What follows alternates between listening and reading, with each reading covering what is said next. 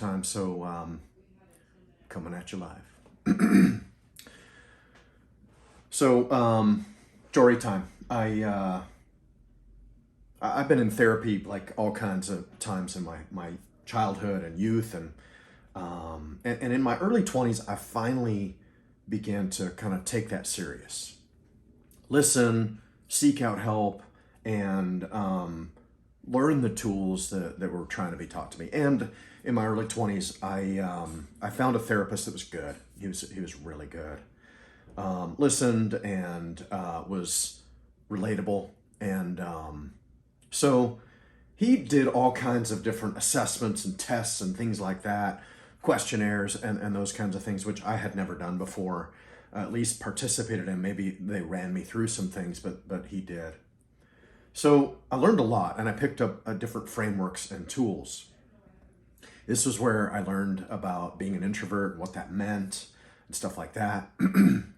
But I also learned, one of the things I learned was the difference between reacting from an emotionally charged place and responding from a place of like stillness or having my shit together.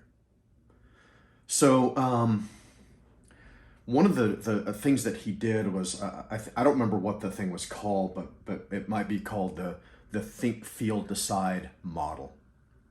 So in situations and experiences, we all think and feel and decide, make decisions about those experiences in some particular order.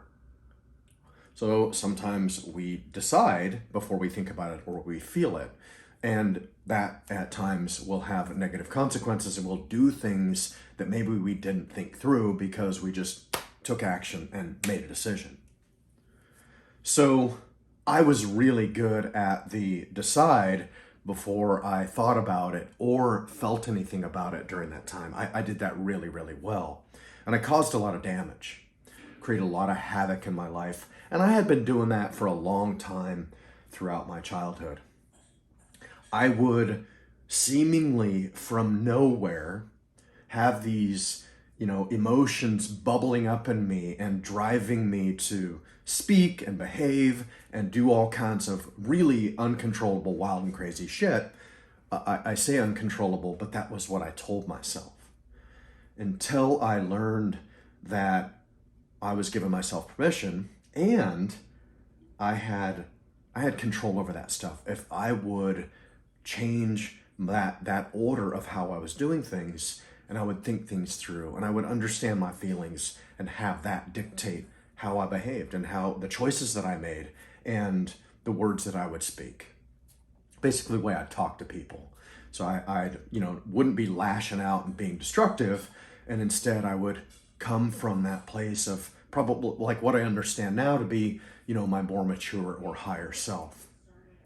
So it was really, really important for me to learn that. It took me a long time to like actually learn that and to put it into place. And I still fucked that up, of course.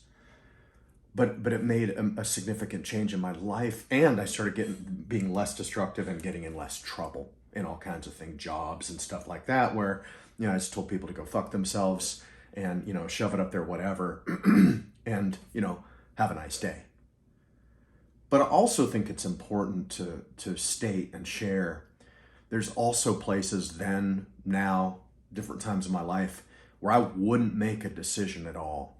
I would overthink things. I would be like caught up in my emotions and I'd be scared, or I would be, basically paralyzed and unwilling to execute and make a decision to follow through and make something happen.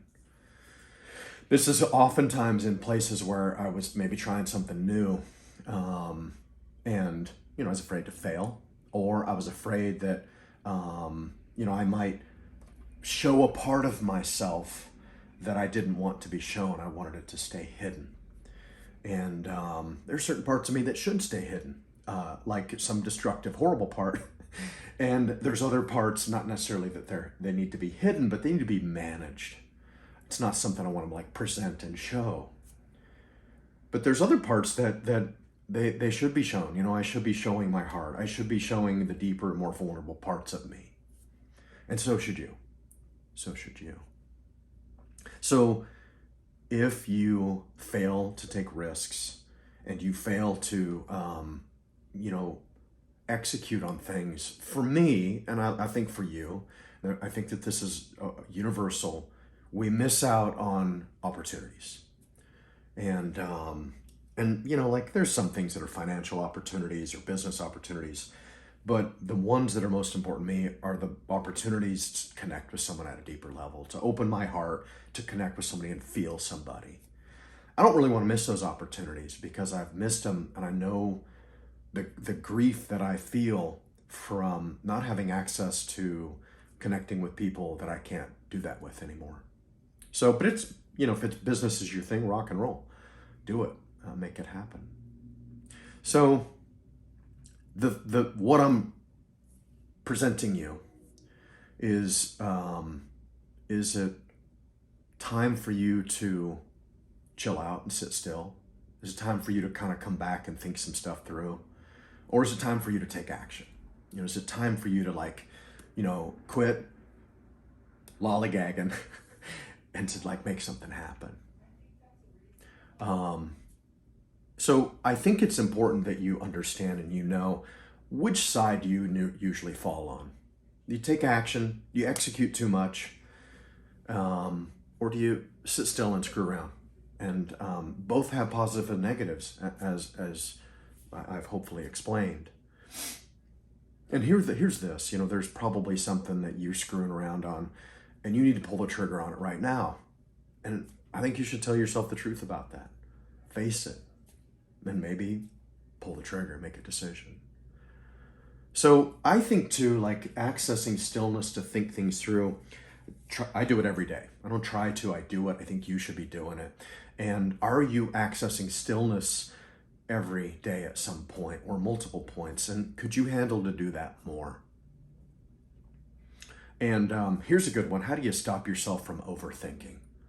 How do you do that? How do you short circuit or have some type of intervention with this like ruminating, frantic overthinking of things? Thanks for your time. Have a great day and have a great weekend.